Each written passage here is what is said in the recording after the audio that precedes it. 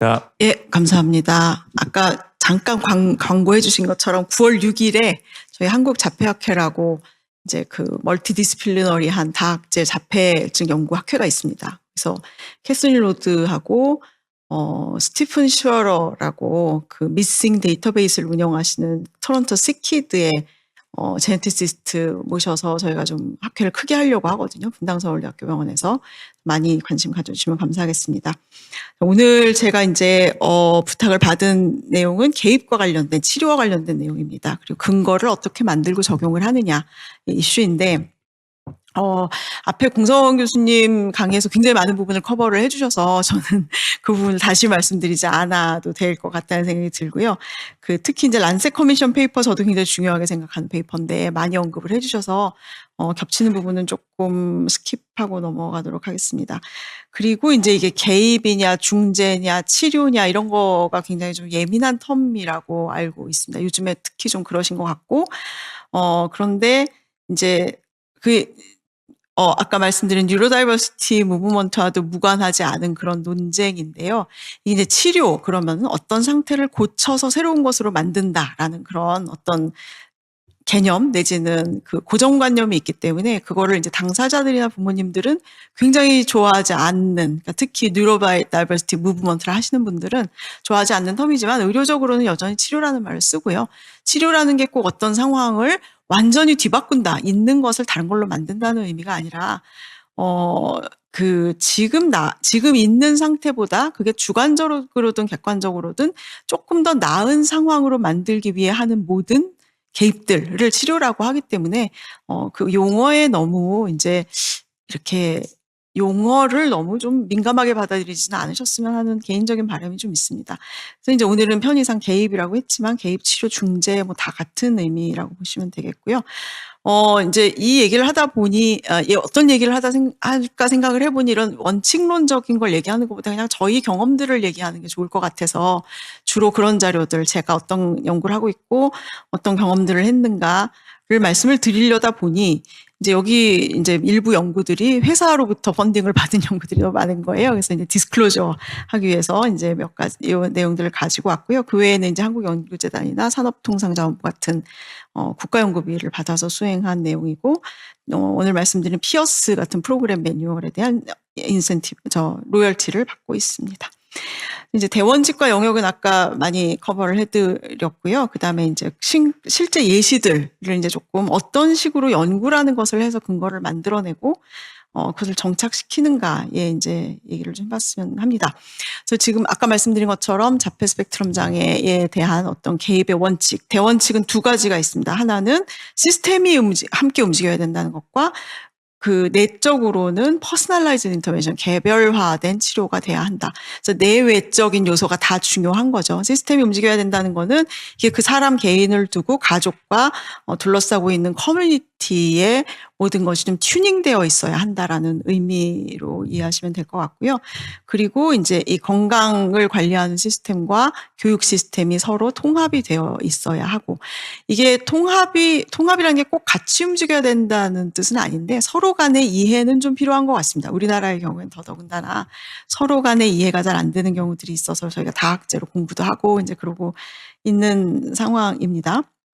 그리고 이제 이 당사자가 자라날수록 사회적인 케어나 어떤 고용의 문제나 어떤 사회적 안전망의 문제나 이런 것까지도 이제 자폐의 개입 시스템에 들어와 있어야 되고요.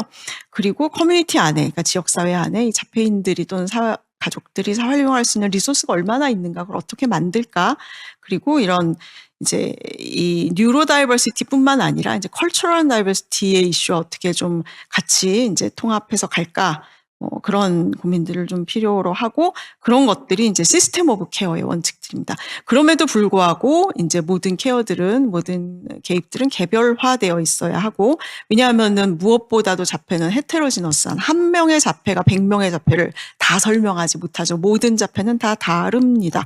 그래서 예를 들면 이제 부모님들이 진료실에 와서 많이 하시는 질문 중에 하나가 예후가 어떨 것 같은가요? 이렇게 물어보시거든요. 이제 제일 궁금한 그럼 예후란 무엇인가가 이제 저는 제일 궁금합니다. 항상 이분들이 말하는 예후라는 게 대체 뭘까? 그리고 뭐 교수님은 굉장히 많은 이런 아이들을 보실 테니까 앞으로 이 아이가 어떻게 될지를 예측할 수 있지 않나요?라고 물어보시는데 결코 그렇지 않다고 말씀을 드립니다. 이게 통계적으로 어떻다고 어떨 가능성이 좀 예를 들면 지적장애가 심한 친구보다는 지적장애가 없는 친구가 앞으로 뭐 학습을 잘 할 수 있는 가능성이 높다 이런 건 뭐 사실은 예측할 수 있는 거죠. 가능성이 높고 역량이 있고 근데 그 이외에 이 친구가 과연 어떤 삶을 살고 있을 것인가를 예측할 수는 없는 것입니다. 이제 헤테로제너이티고요. 그러니까 증상도 굉장히 다양하고 그 사람이 갖고 있는 기능도 다양하고 처해 있는 환경도 다양하고 성격도 다양하고 그리고 둘러싸고 있는 환경과의 어떤 합도 굉장히 다양하고 취향도 다양하고 모든 게 다양하기 때문에 그 사람이 어떤 삶을 살 것인가까지 미리 예측할 수는 없습니다. 그게 헤테로제너이티라고 생각합니다. 그리고 개별마다 니즈가 다 다를 수 있습니다. 어떤 사람들은 사회적 의사소통에 대한 니즈가 더 클 수도 있고 어떤 사람들은 행동 조절을 하는 게 더 큰 니즈일 수도 있고 어떤 사람은 그냥 어떤 굉장히 하이 펑셔닝 인디비주얼들은 그 사람이 갖고 있는 강점을 조금 더 극대화해서 자아 실현을 할 수 있게 하는 것이 그 사람이 가진 1번 니즈일 수도 있고 굉장히 다릅니다. 그다음에 이제 디벨롭먼털 피리어드마다 굉장히 많이 다르다는 거죠. 그래서 어린 시절과 성인기의 니즈가 개입이 같을 수는 없고요. 그다음에 이제 아무리 강조해도 지나치지 않은 코모비디티가 함께 벌어지고 있는 코어커링 컨디션, 그게 정신건강 문제일 수도 있고 신체적인 문제일 수도 있고,를 굉장히 적극적으로 도와줘야 된다는 거. 그것조차도, 그러니까 그런 코모비드 컨디션조차도 개인차가 너무너무 크다는 게 이제 개별화된 개입을 해야 된다는 이유 중에 하나고요.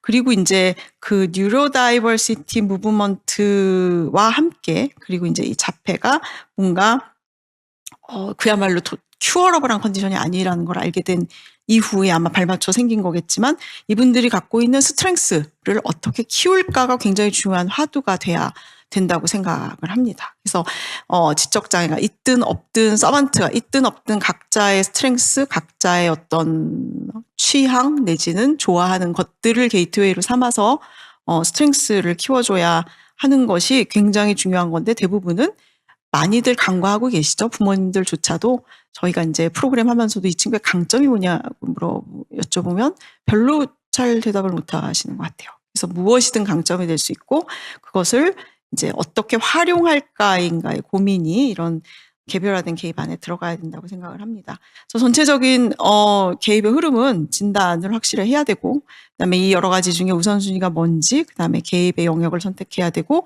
여기에 영향을 주고 있는 개인적인 요인, 가족적인 요인, 사회적인 요인들을 생각을 해야 되고 굉장히 중요한 거 얼마나 접근 가능하냐, 비용이 얼마나 드냐, 이게 가족들이 얼마나 장기간 감당할 수 있느냐, 그리고 가족들이 어떤 치료비를 씀으로 해서 가족들이 누려야 할 다른 행복들을 포기해야 될 상황은 아닌 거냐, 어떻게 그것을 이제 트레이드 오프 할 것이냐 이런 것들을 다 고려를 해야 된다고 되어 있고 이게 아까 말씀해 주신 란셋 커미션 페이퍼에도 나와 있는 내용들입니다.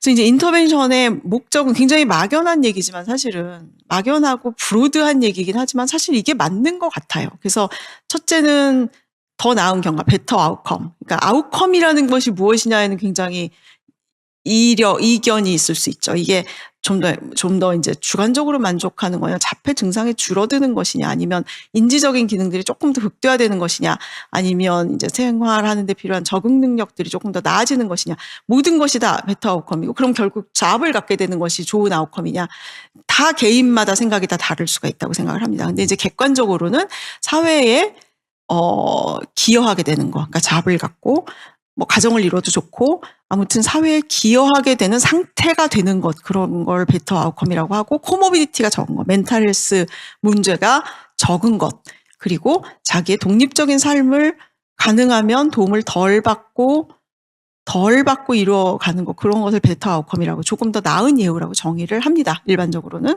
그다음에 행복하고 건강한 삶, 모든 사람의 삶의 목표가 똑같죠. 그리고 무엇보다도 사회의 어떤 형태로든 통합되는 것, 그것을 이제 인터벤션의 긴 장기간의 목표로 봅니다.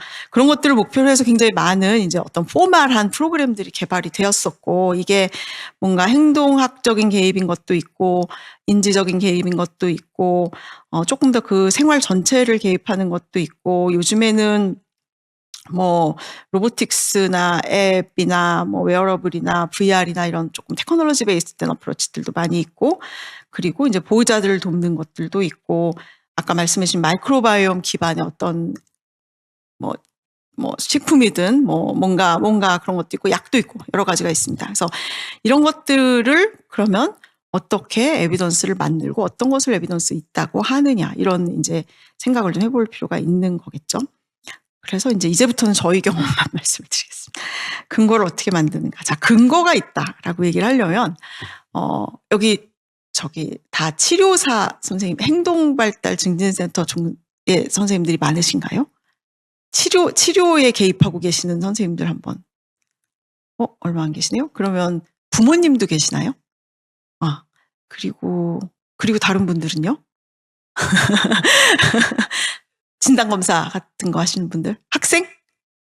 네네네. 그래서 자, 이제 에비던스를 가지려면, 자, 우리가 이제 치료실을 가고 이제 여러분들 다 치료를 셋업 하시잖아요. 그러면은 에비던스를 가지려면 물론 이제 스터디를 해가지고 그게 통계적으로 검증이 되어야 한다라는 것도 있지만, 우선은 이게 도대체 목적이 무엇인지가 분명히 디파인 되어 있어야 하는 것이 저는 에비던스의 첫걸음이라고 저는 생각을 합니다. 목표가 무엇이냐, 이게 이제 더 말하면 아웃컴 베리어블이 무엇이냐인 거고, 아웃컴 메저가 무엇이냐 얘기일 수도 있겠고. 그래서 보통 이제 부모님들을 진료실에서 이렇게 만나면 치료를 열심히 하세요. 치료실 열심히 다니시는데 언어도 있고 뭐 인지도 있고 여러 가지가 있죠. 근데 그러면은 이 치료를 해서 그 치료실을 다녀서 치료의 목표가 뭔가요? 라고 말씀을 여쭤보면 의외로 그거를 굉장히 잘 대답하시는 분들이 안 계십니다.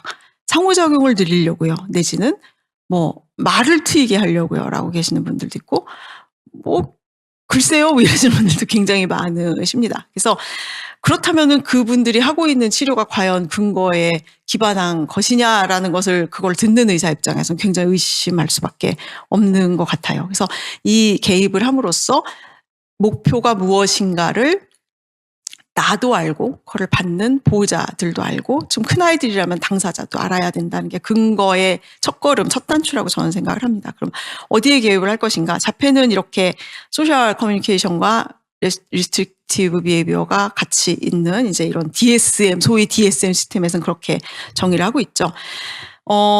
근데 이거를 이제 조금 더 들여다보면 이게 다는 아니고, 그 도메인, 그러니까 어떤 키가 되는 도메인 외에 굉장히 다양한 이런 코모비드 프로파일들이 있습니다. 이게 코모비디티이기도 하고, 이걸 하나하나 해체하면 조금 더 초진단적인 어떤 심텀 도메인들일 수도 있겠죠. 그리고 이게 이렇게 그냥 경계가 없는 스펙트럼으로 존재한다고 주장하시는 분들도 계십니다. 어디에 개입을 할 것인가. 그래서 요즘에는, 예전에 이제 ABA가 한참 많고 이럴 때는 그냥 자폐라는 것 자체에 개입을 한다고 생각을 했었습니다. 자폐치료제, 자폐행동치료.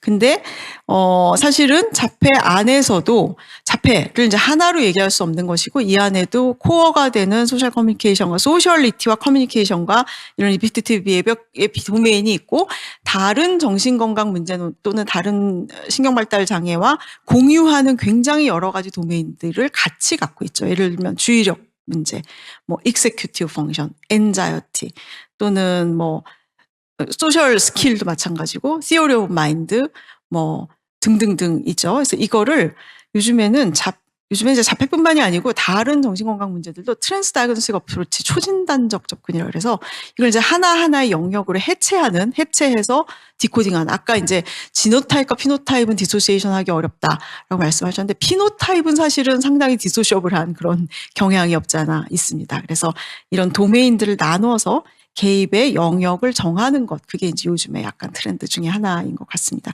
그래서 자폐는 이렇게 해체를 해보면 주로 이제 개입을 해야 되는 영역들은 제일 그래도 코어가 되는 거는 소셜 스킬일 것 같습니다. 소셜 스킬이고, 그다음에 조금 더 어린 애기들은 소셜 어텐션, 그러니까 소셜한 자극이 리스폰스가 왔을 때, 소셜한 스티뮬라이가 왔을 때 거기 적절한 리스폰스를 보이는, 거기에 주의를 기울이고 적절한 반응을 보이고, 나 역시도 다른 사람에게 사회적으로 주의를 끄는 소셜 어텐션, 조인트 어텐션이라고도 하는 뭐 그런 펑션들, 커뮤니케이션, 그리고 실행 기능, 그러니까 이제 에브리데이 라이프를 사는데 필요한 여러 가지 그런 전두엽의 기능들, 계획을 한다든가 오가나이즈 한다든가 시간 계획하는 거, 뭐 순서를 정하는 거, 시간이나 돈이나 어떤 자원들을 나눠 쓰는 거, 이런 것들을 가르치는 executive function, 그다음에 emotion regulation, 굉장히 생각보다 더 문제가 되는 anxiety, 그리고 매일매일 일상생활을 해가는 기능들, activities of daily living, ADL이라고 하죠. 이런 것들을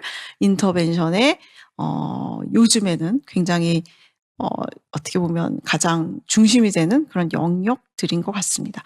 영역만이 중요한 게 아니고 이런 영역들을 발달적으로 이렇게 스패닝하는 게 굉장히 중요하죠. 예를 들어 우리 ABA에서 하고 있는 뭐 많이 다루시는 뭐 조인트 어텐션이나 어떤 뭐 그런 이제 아주 기초적인 지시에 순응하는 기술이나 이런 것들이 모든 사람들에게 다 필요하지 않고 모든 디벨롭먼트 레벨에 다 필요하지 않죠. 그래서 아주 어렸을 때 오히려 이제 그런 아주 기초적인 소셜한 스킬이나 아주 기초적인 커뮤니케이션의 문제에 조금 더 집중을 한다면 조금 나이가 들수록 엔자이어티라든가 어떤 조금 더 구체적인 소셜 스킬이라든가 디프레션이라든가 이런 거가 조금 더 디벨롭먼탈하게 중요한 관심사가 되고, 그 이후에는 이제 잡을 구하는데, 그러니까 독립적인 삶을 사는데 필요한 그런 펑션들이 조금 더 중심이 되는 것 같이 이 영역과 디벨롭먼트 피리어드를 서로 간에 이렇게 직조하는 것이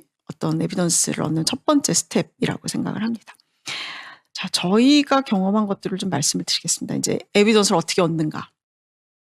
저희가 이제 한 10년 전부터 조금 열심히 하고 있는 것 중에 하나가 피어스라는 이름의 소셜 스킬 트레이닝입니다. 이거는 UCLA에서 만든 엘리자베스 라거슨이라는 분이 만든 프로그램인데, 프로토타입은 청소년용입니다. 청소년들에게 굉장히 기초적이고 어떻게 보면 이콜로지컬리 밸리드한 스킬이라고 하는데, 어떻게 보면 굉장히 실용적인 소셜 스킬들을 가르치는 14주짜리 프로그램이고, 부모 교육을 따로 해서 이제 부모 매개 형태로 부모 매개 또는 부모의 조력형으로 이제 하는 프로그램입니다.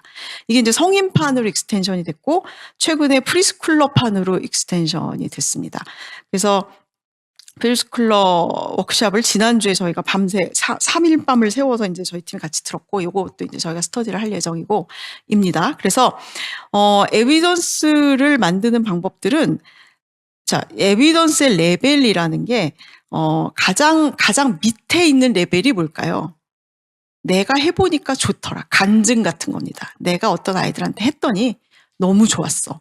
이거가 가장 낮은 레벨이고, 그 다음이 이제 아마 그 다음 정도 케이스 시리즈 정도가 되겠죠. 몇 명에게 해봤더니 도움이 많이 됐어. 그 다음 단계는 뭘까요? 그 다음 단계는 코호트를 이제 전후 비교를 하는 겁니다. 치료를 하기 전과 후에 얼마나 달라졌어. 근데 그랬을 때 문제점이, 그것도 굉장히 괜찮은 정도의 에비던스이긴 하죠. 근데 그랬을 때 문제점이 뭘까요? 내가 제공한 그 개입 내지는 치료를 통해서 좋아진 건지 아니면 그 외에 다른 요인들이 같이 작용을 한 건지를 알 수가 없죠. 그래서 이제 우리 약물 연구에서도 플라시보라는 거를 쓰듯이 이런 비헤비어럴 인터벤션에도 어떤 때는 플라시보를 쓰기도 하고요. 랜더마이제이션을 합니다. 그래서 이제 추첨을 하는 거예요. 그래서 이제 번호표를 받아가지고 한 그룹은 이제 이런 비헤비어럴한 이제 인터벤션에는 플라시보를 쓰는 게 참 어렵습니다. 이게 블라인딩을 하기가 어렵기 때문에 일단 치료자는 내가 뭘 하고 있는지 너무 알죠. 근데 그리고 이제 받는 사람도 어느 정도 알고, 그리고 그런 액티브 인그리디언트를 가진 플라시보를 만들기가 굉장히 어렵기 때문에 보통은 이제 웨이트리스트 컨트롤 같은 걸 씁니다. 그래서 한 그룹이 개입을 하는 동안에 한 그룹은 기다려요.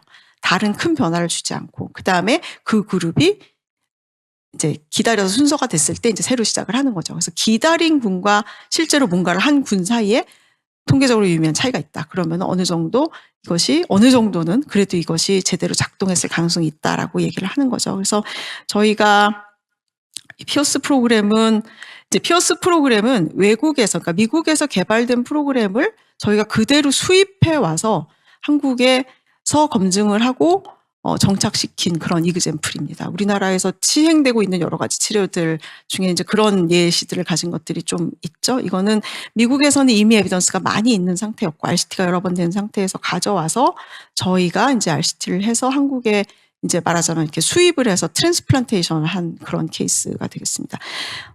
이거는 저희가 굉장히 좋은 프로그램이라고 저는 생각을 하는 게 이제 이 아주 흔한 이상적이지 않은 프랙티컬한 사회적 행동들을 교육하고 훈련하는 거고 이렇게 회기수가 정해져 있습니다. 딱 14회기 하고 보호자를 이제 자폐성 장애인이 갖고 있는 자폐성 장애인이 제공받는 어떤 인터벤션을 지속하고 좀 어떤 효과를 가져오는데 가장 장애가 되는 건 사실은 이분들 특유의 어떤 커그니티브 인플렉서빌리티 때문에 또 이제 센트럴 코헤런스의 문제 때문에 배운 것을 특히 소셜한 기술을 배운 것을 일상생활에 일반화시키는 게 굉장히 쉽지가 않습니다. 일반화라 하면 여기서 배운 걸 저기서 쓰는 게 일반화인데 그게 굉장히 어렵습니다. 그래서 이제 부모님을 보통은 이제 중간 매개로 써서 부모를 교육해서 하게 한다는 게 굉장히 중요한 특징이고 우정을 맺는 기술, 그다음에 성인판에서는 연애를 시작하고 유지하는 기술 뭐 이런 것도 가르치고요.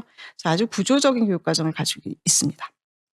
그래서 저희가 이제 이런 이제 외국에서 개발된 여러 가지 이런 비헤비어럴 인터벤션들을 한국에 와서 트랜스플란테이션 할 때는 첫째는 이제 비슷한 똑같은 그 프로그램이 의도한 어떤 사람들을 모아서 테스트를 해야 되고요. 그 전에 특히 언어나 사회기술을 매개로 하는 프로그램들은 반드시 컬처럴 센서티비티에 대한 고려를 좀 해야 된다고 저는 생각을 합니다. 그대로 갖고 오기 조금 어렵습니다. 근데 저희가 해보면 코어는 똑같아요. 결국 다를 거는 별로 없고 우리도 한 10년 지나 보니까 성인판 만든 지 한 7년 됐는데 그때 이제 뭐 연애를 어떻게 하고 이런 문화들을 그 당시 MZ들한테 조사를 해서 바꿨는데 지금 보니까 미국 MZ들하고 별로 다를 게 없더라고요. 그래서 아무튼 이게 시간도 굉장히 하여튼 어떻게 하냐면은 그래서 저희가 세운 전략들은 일단 번역을 굉장히 여러 명이 여러 차례 리비전을 거쳐서 하는 거 이게 굉장히 중요하고요.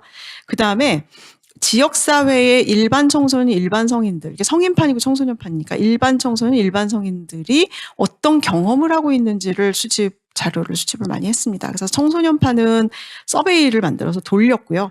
성인들은 이제 그 인터뷰를 해서 주로 이제 로맨틱 릴레이션십 어떻게 맺는지, 주로 친구들하고 뭘 하고 시간을 보내는지, 어떻게 하면 따돌림을 막을 수 있는지 뭐 이런 것들을 조사를 해서 이제 그걸 녹여냈고, 그리고 이제 당사자들의 의견도 들어서 이제 매뉴얼을 새로 만들었습니다. 그래서 이렇게 해서 청소년판 같은 경우는 총 64명, 주로 중간에 좀 어트리션이 됐지만 64명을 좀 랜더마이제이션을 해서 한 그룹은 시작을 하고 한 그룹은 웨이트리스트를 하고 뒤에 팔로우를 하고 이런 디자인으로 연구를 했더니 청소년은 사회기술과 뭐 보호자의 변화와 심지어 우울 불안에서도 굉장히 많은 변화들을 보였습니다. 특히 이제 사회적 지식에 대한 널리지 이것을 이제 실제로 일상생활에 얼마나 적응하는지를 보호자가 레이팅한 거 이런 것들이 다 굉장한 변화들을 보였고요.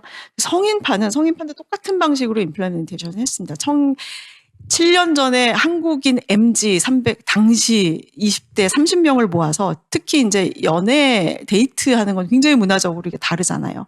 그래서 물어봐서 일일이 다 고쳐가지고 했는데 지금 보니까 안 고쳐도 됐을 뻔했습니다. 굉장히 많이 달라지더라고요. 미국 MZ들하고 비슷해지더라고요. 그래서 아무튼 했는데 요거는 성인판은 청소년보다는 훨씬 더 로부스트하지 않은 변화. 그러니까 이제 변화가 훨씬 적고 그 대신에 이제 3개월 이후 팔로업에서 효과가 더 잘 유지되고 이런 경험들을 저희가 관찰들을 했습니다. 비헤비어럴 인터벤션 같은 경우 이렇게 수입해서 에비던스를 새로 컬처럴 다이버시티를 거쳐서 만드는 그런 방식들이 있고요.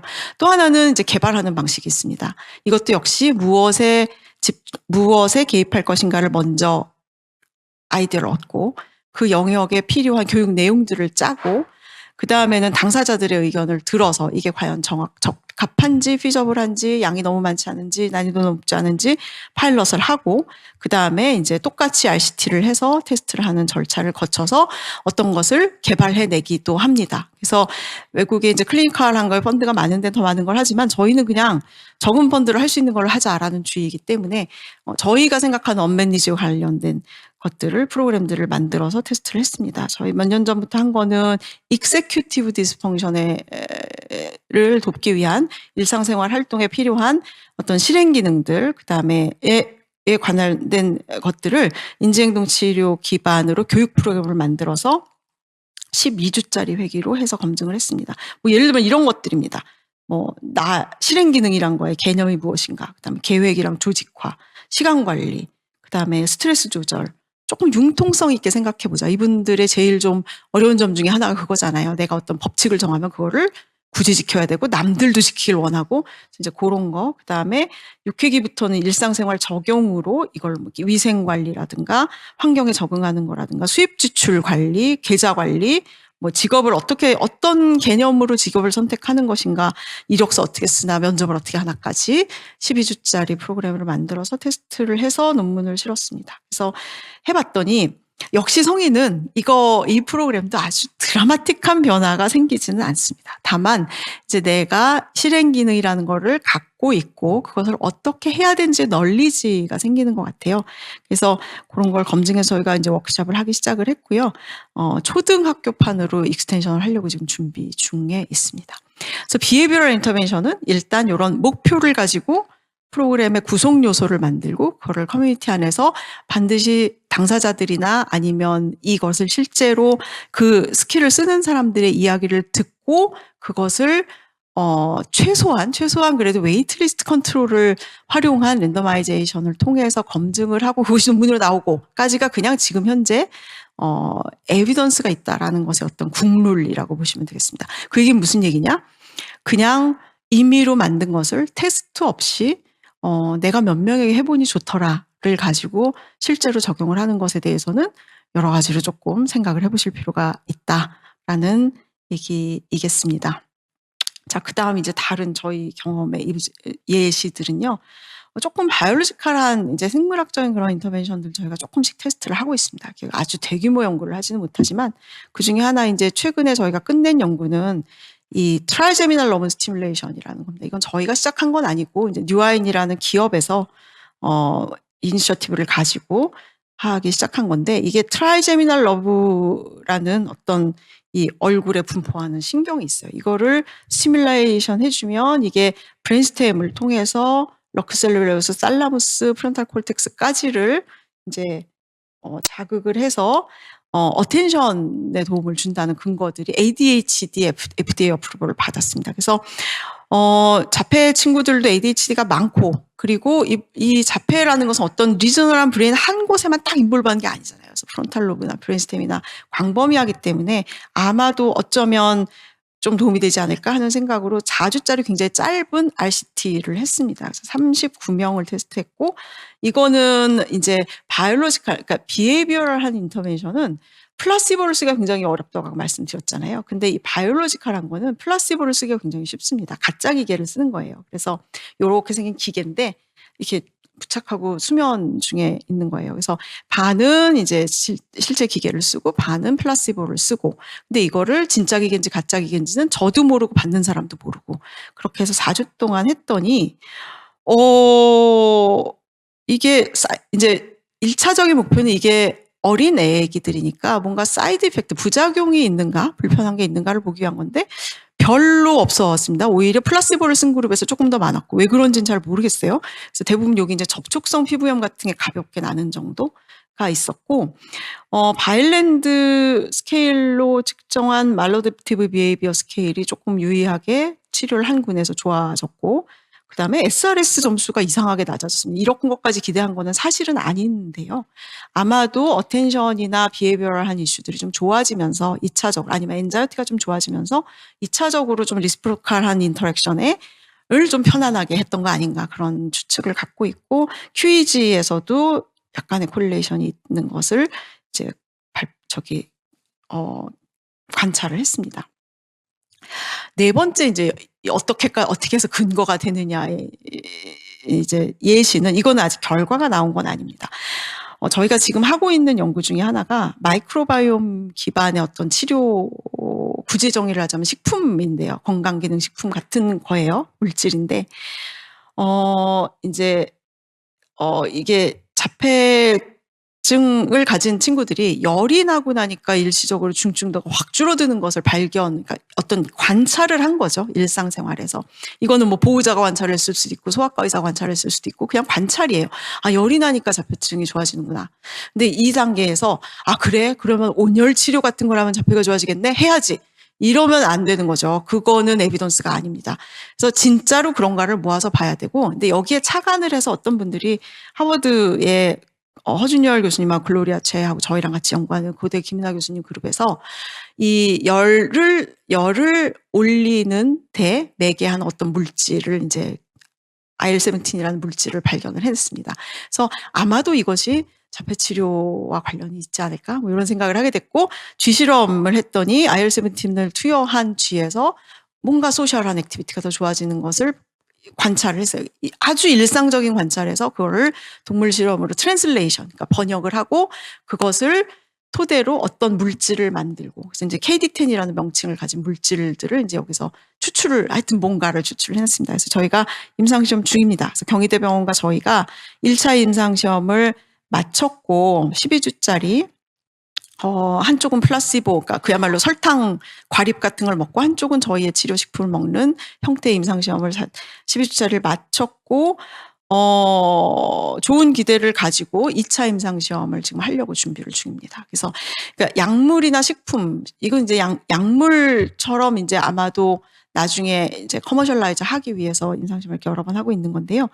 특히 이제 약물이나 생물학적인 것은 더 많은 단계를 거쳐서 더 많은 허가 과정을 거쳐서 이것도 이제 식약처 이런 곳에 굉장히 여러 번의 리비전을 거쳐서 임상시험 승인을 받고 그다음에 통계적으로 유의미한 파워를 가질 수 있는 숫자만큼의 사람에게 검증을 하고 안전성을 확인한 다음에 더 많은 사람에게 검증을 하고 또 안전성을 확인하고 효과성을 확인하고 해야만 한 사이클의 어떤 치료제 내지는 치료물질의 에비던스를 만드는 게 완성이 된다라는 이그젬플, 그러니까 예시로서 저희가 좀 보여드리려고 합니다. 결과가 어떻게 나올지 몰라요. 왜냐하면 이제 누가 플라시보 먹고 누가 진짜 먹었는지 저도 모르거든요. 그러니까 근데 이제 가끔 저도 모르는데 이제 중간에 이제 의사를 봐야 되잖아요. 그래서 팔로우하러 진료 오시고 이걸 먹었더니 말이 늘었어요. 뭐 자해를 안 해요. 이런 분들이 간혹 이제 정말 간증을 하시는 분들이 계세요. 근데 사실은 그러면 그게 진짜 에비던스일까요? 그건 아니거든요. 이 사람이 진짜로 우리가 의도로 하는 어떤 개입을 받은 건지 안 받은 건지를 끝까지 모르잖아요. 근데 이거를 플라시보 없이 그냥 하면 어떤 일이 벌어질까요? 의사도 그렇고 먹는 사람도 그렇고 암시 효과가 훨씬 더 높아져서 왠지 진짜 약을 먹으면 진짜 더 좋아지는 것 같고 뭐 이런 느낌을 갖게 되겠죠. 그래서 아무튼 플라시보 컨트롤 트라이얼을 이렇게 복잡하게 해서 결과적으로 어떤 하나가 어떤 것들이 이제 끝까지 에비던스를 많이 쌓게 되면 그게 이제 시중에 나오게 되는 겁니다. 그러니까 생물학적인 제재들은 그런 식으로 나오게 돼요. 그래서 그런 방식을 써서 굉장히 수많은 약들을 이제 테스트를 했습니다. 아까 말씀드린 그러니까 아리피프라존이나 리스페리돈 같은 거는 진짜로 대규모 뭐라 그럴까 이제 대기업에서 그야말로 다국적 제약 회사에서 정말 아주 좀 뭐랄까 매티큘러스하게 이건 자폐를 위해서 개발한 약은 아니죠. 물론 이제 처음엔 스키조프레니아, 그러니까 조현병 증상을 완화하기 위해서 만든 약인데 이게 알고 보니 감정을 레귤레이션하고 행동을 레귤레이션하고 공격성을 레귤레이션하는 데 도움이 되더라. 그러면 자폐 친구들도 아까 그 TNS 연구했던 것처럼 그럼 자폐 친구들의 이런 공격성을 이 약이 좋아지는지를 한번 이렇게 넘어와 보자. 그러니까 이렇게 어떤 장애군을 좀 넘어와 보자. 이렇게 테스트를 했더니 정말 잘 나와서 이게 시중에 많이 나오게 되는 그런 케이스거든요. 그래서 그런 약들도 굉장히 성공적인 임상시험을 한 약이라고 볼 수가 있겠고요. 그 외에 이제 소위 말하는 코어 심텀, 뭐 이런 소셜한 거나 커뮤니케이션이나 아니면 RRB들을 좋아지게 만들 것이라고 기대하고 임상시험에 들어간 옥시토신, 발로밥탄, 뭐 부메타니드, 뭐 이런 약들이 대부분은 중간에 3상 임상시험에서 조금 뭐 중단을 했거나 그런 그렇게 된 상태고, 그 외에 이제 우리가 정확한 구체적인 이름을 알 수 없는 세로토닌이나 뭐 도파민 시스템에 또는 가바 시스템에 작용하는 약들이 임상시험 중에 있습니다. 저희가 아까 예시로 들었던 그런, 저희는 굉장히 작은 걸 했지만, 이거보다는 좀 더 규모가 크고 체계적인 그런 임상시험들로 약물에도 이제 개발을 하고 있습니다. 이 중에 하나는 뉴로벤티라고 하는 이제 바이오 벤처로부터 저희가 또 위탁을 받아서 거기서 그 회사에서 개발을 한 신약을 저희가 임상시험을 하고 있는데, 이거는 드럭 리포지셔닝이라는 어떤 방법론을 쓴 겁니다. 이게, 어떤 다른 질병에 쓰던 약을, 인디케이션을 이렇게 바꾸는 거예요. 그래서 원래 쓰던 약인데 굉장히 다양한 이제 이런, 이제 실험을 통해서 이것이 이제 자폐 관련된 행동에도 효과가 있을 것 같은 근거들을 이제 기초 단계에서 만들어냈고, 그리고 이제 그걸 이제 사람에게 투약을 하기로 결정을 한 겁니다. 그래서 이제 이게 좋은 드럭이 요근 약이 되려면, 이게 옛날에 뭐 이제 우울증 약이나 불안약처럼 세로토닌 한 가지, 도파민 한 가지, 가바 한 가지, 얘만 이제 단독으로 타겟이 되는 약들은 자폐 치료제로서 프로마이징할 가능성이 좀 떨어진다고 봅니다. 그래서 여러 가지 타겟을 동시에 이제 작동을 해야 되고, 그리고 가능하면 구조적으로 자폐와 관련 있는 스트럭처에 작용을 해야 되고, 그 다음에 이제 이게 아이들이 먹을 수 있어야 되고, 그리고 이게 브레인에 가는 약들은, 브레인의 문제에 쓰는 약들은 BBB, 그러니까 블러드 브레인 베리어라고 하는데요. 몸에 있는 약이나 물질들이 뇌를 자유롭게 드나들지를 못합니다. 그래서 그거를 통과할 수 있는 여러 가지로 화학적인 컴파운드를 가지고 있어야 되고, 그리고 애들한테 써야 되니까 안전해야 되고, 도세지를 낮게 가져갈 수 있어야 되고, 그래서 그런 모든 조건에 맞는 약들을 발굴을 해서, 이거를 저희 병원 8개 병원들이 8주짜리 랜더마이즈 컨트롤 트라이얼을 하고 있습니다. 100여 명 단계로 하고 있고, 지금 한 반 정도 모은 상태입니다. 그래서 이렇게 다양한 단계가 필요하다는 거, 그게 이제 오늘 제가 말씀드리는 거의 요지 중에 하나가 되겠고요. 그 외에 이제 아까 베이직 사이언스에 펀딩이 많이 가고 있다 말씀드렸는데, 베이직 사이언스가 이제 메커니즘을 밝히는 것도 있지만, 사실은 궁극적으로는 치료제를 개발하는데도 어느 정도 이제 어떤 기저 자료들이 될 수 있다는 게 베이직 사이언스에 펀딩을 해달라고 얘기하는 분들의 주장 중에 하나죠. 저희가 하는 연구들을 조금 소개를 해드리면, 저희는 이런 그룹입니다. 그래서 제가 이제 임상 쪽 코어를 맡고 있고, 한국계 자폐 워킹 그룹인데, 저희는 홀지놈 시퀀싱을 조금 익스텐시브하게 하고 있습니다. 그래서 고대 바이오시스템과의 안준영 교수님과 전민지 교수님이 AI 모델링 같이 하고 있고, 카이스트 김윤중 교수님, 이정호 교수님, 위스콘신의 도나 월링 차병원의 김일빈 교수님 등등이 이제 제네틱 코어를 맡고 있고요. 키스티에서 슈퍼컴퓨팅을 좀 도와주고 계시고, 그 다음에 이것을 이제 동물 연구에서 트랜슬레이션하는 바이오마커 팀, 그리고 오가노이드에서 트랜슬레이션하는 바이오마커 팀이 이렇게 다학제로 있습니다. 그래서 이제 지금 말씀드린 여러 가지 일들을 제가 어쨌든 약간 이렇게 작은 규모지만 그래도 꾸준히 해왔고, 지금은 이제 홀지놈 시퀀싱을 하고 있으면서 저희도 연구팀 안에서도 이렇게 뭔가 에비던스를 정말 한 땀 한 땀 이렇게 장인 정신으로 해가는 것도 중요하지만, 이게 세상이 너무 빨리 변하고 있고, 어떤 규모의 문제에서 우리의 속도로 그걸 감당할 수가 없고, 그래서 앞으로 어떻게 해야 할 것이냐, 그리고 우리가 갖고 있는 어떤 베이직한 자료들을 어떻게 활용할 것이냐가 이제 저희 연구팀의 큰 고민 중에 하나가 되겠습니다. 그 중에 하나는 이제 지금 뭐 아주 몇십 년 전부터 사파리나 뭐 어그리나 미싱이나 여러 가지 이제 주로 미국과 유럽을 중심으로 이제 자폐를 좀 근본적으로 이해해보고 싶어하는, 바이올로지컬하게 근본적으로 이해해보고 싶어하는 분들이 굉장히 많은 그런 제네틱 데이터베이스들을 구축을 해왔고, 그거를 이제 세계에 있는 연구자들한테 이렇게 신청을 통해서 분양해주게 되어 있습니다. 그래서 그런 데이터베이스들을 조금 최대로 활용을 하고, 아울러 저희가 가진 데이터베이스도 지금 미싱에 임플레멘테이션을 하려고 준비 중에 있습니다. 그래서 뭔가 그냥 우리 그룹끼리 또는 미국 분들끼리가 아니라 이런 쉐어드 데이터베이스 플랫폼들을 좀 만들고 관리하고 그걸 서로 간에 분양하고 그래서 나눈 결과들을 공유하고 하는 게 이제 지금 현재 뭐 치료도 마찬가지, 베이직 사이언스도 마찬가지고 전략 중에 하나라고 생각을 하고요. 또 하나는 이제 이런 여러 가지 저는 뭐 AI 전문가는 아닙니다만 이런 다양한 그리고 굉장히 벌키한 점점 더 기하학적으로 벌키해지는 자료들을 결국 이제 머신러닝이나 AI를 활용해서 좀 정리해서 무엇이 정말 도움되는 정보인지를 골라내는 작업이 필요하지 않겠나. 그리고 이 서로 따로따로 놀고 있는 쥐인과 피노타입과 치료제와 이런 것들을 조금 더 통합하는데 어쩌면 AI가 좀 머신러닝이나 AI가 도움을 줄 수 있지 않을까 하는 기대를 가지고 있는 중입니다. 그리고 이제 다시 베이직으로 돌아와서 자폐의 다양성을 어떻게 이해할 것인가. 이게 인터벤션에도 굉장히 중요한 임플리케이션을 갖고 있다고 생각을 합니다. 대표적인 게 아까도 말씀드렸던 거지만 성차, 젠더의 이슈라고 생각을 합니다. 그래서 특히 이제 젠더의 이슈, 자폐에서 젠더의 이슈. 그러면 이제 여성의 자폐의 이슈입니다. 결국은. 왜냐하면 대다수가 여성이고 저희가 피어스 프로그램 같은 걸 해봐도 10명을 하는데 10명이 다 남자인 경우도 많고요. 여학생 한 명 딱 오는데 여학생 한 명인 거 싫다고 막 중간에 가고 막 그래요. 그래서 여학생이 없고 어떻게 보면 그 여학생은 이 프로그램에 필요한 사람인데 동료가 없고 소셜 엔자이티 높고 뭐 그렇기 때문에 이거의 혜택을 받지 못하고 뭐 이런 악순환이 계속되고 있는 거거든요. 그래서 과연 이 젠더, 자폐에서의 젠더 이슈를 개입 측면에서 어떻게 좀 우리가 이렇게 좀 더 전향적으로 끌고 갈 것인가, 특히 여성의 자폐를 어떻게 도울 것인가가 지금 갖고 있는 현재의 이제 어떤 트렌드, 숙제 중에 하나라고 생각을 합니다. 진 얘기는 아까 많이 들으셨으니까 저희가 뭐 지네틱 스터디 해봐도 여자 남자는 조금 다르고요.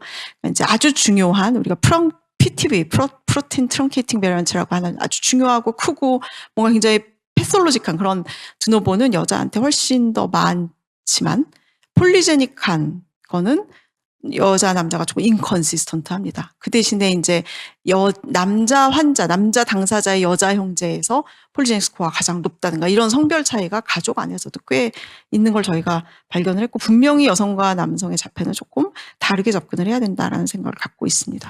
시비어리티 측면에서도 여성의 자폐는 양극단입니다. 굉장히 시비어한 경우가 있거나 아니면 고기는 소위 에이블한 소위 고기능 자폐 안에서의 소셜 커뮤니케이션 스킬은 여자 쪽이 훨씬 좀 좋은 경향, 티피컬한 사람들에 가까운 경향이 있습니다.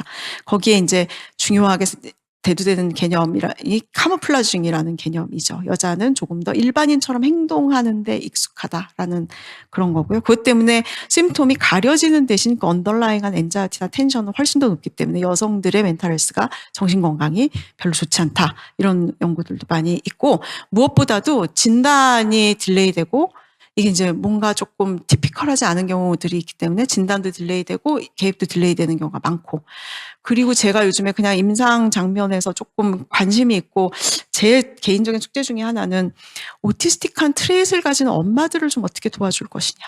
네, 입니다. 그래서 오티즘으로 진단될 정도는 아니지만 아무튼 이 프라그마틱에 조금 어려움이 있으시고 전체 그림을 보는 걸 좀 어려워하시고 뭔가 그런 분들을 좀 어떻게 효율적으로 도와드릴 수 있을 것인가. 이제 저의 어떤 임상적인 고민 중에 하나입니다.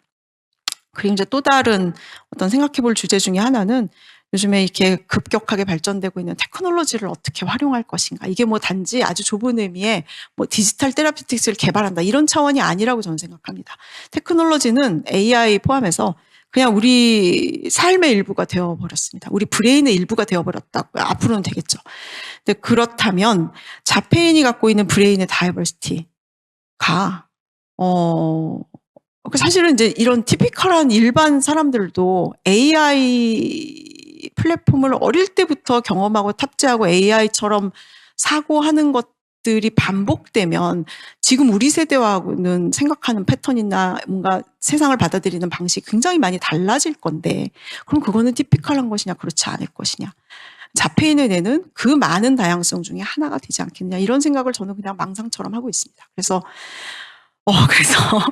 이렇게 뭔가 뇌가 데이터화돼 가고 있는 이런 거에 과연 티피컬하고 안티피컬한 뇌의 구분이라는 게 어디까지 가능할 것이냐라는 이제 어떤 미래를 향한 화두. 또 하나는 이제 이 우리가 늘 이제 손에 쥐고 다니는 챗GPT 같은 앱들을, 그런 어떤 플랫폼들을 자폐인들이 어떻게 하면 좀 잘 활용할 수 있게 도와줄 것이냐.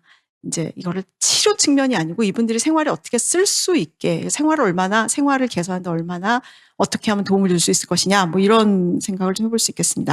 자, 그리고 다시 뉴로다이버시티로 돌아와서, 자, 요즘에 이제 이 뉴로다이버시티는 서구에서는 거의 이제 정착이 된 상태인 것 같습니다. 그래서 뭐 유럽 다르고 미국 다르고 다 다르겠지만, 그래서 지금의 화두는 이분들이 성인기가 돼서 어떻게 고용을 어떻게 자립할 것이냐, 이걸 어떻게 치료할 것이냐가 아니라 가 되고 있고, 자기 결정권. 그러니까 이제 조금 지능이 이제 이렇게 아주 버발리 플루언트하지 않은 분들의 자기 결정권이라는 걸 어떻게 평가하고 어떻게 적용할 것이냐. 그 삶의 질이 어때요? 무엇보다 그냥 삶의 질이 좋으면 되는 거 아니겠습니까? 우리가 살면서. 그래서 그걸 어떻게 할 것이냐. 그리고 그러면서 이제 뭔가 인터벤션의 타겟으로서 적응 기능, ADL, 자조 기능에 대한 강조가, 그 아까 캐시 로드 교수님 말씀하셨지만 이분이 한 팔로업 스터디의 핵심 중에 하나도 어릴 때부터 자조 기술을 훈련시키기 굉장히 중요하고, 트레인업을 하고, 자조 기술이 어떤 프로그노시스를 많이 좌우하고, 그런 메시지들이 있는 것 같아요. 그래서 어댑티브 펑셔닝에 대한 강조, 그리고 좀 소수자의, 아까 말씀드린 여성부터 시작해서 LGBTQ, 그리고 제가 말씀드린 오티스틱 페어런츠들을 어떻게 도울까 하는 것들에도 이분들에 대한 개입을 어떻게 할 것인가, 어떻게 도울까, 어떻게 치료할 것인가, 치료가 아니고 하여튼 어떻게 개입할 것인가 라는 데도 이제 조금 더 우리의 지평이 있어야 된다고 생각을 합니다. 그래서 이제 다시 베이직으로 돌아와서, 그렇다면 진짜 개입의 목표가 뭔가, 우리 이제 치료 선생님들 계시다면 도대체 내가 이 사람들이, 이 아이를 무엇을 돕고 있는 것인가, 어떤 목표를 가지고 돕고 있는 것인가, 이 친구들의 미래가 어떻게 되기를 원하고 내가 오늘 이 친구를 만나는 것인가, 이 친구는 주관적으로 이걸 어떻게 느끼는가, 이런 거를 좀 고민할 필요가 있다고 생각합니다. 네, 이상입니다.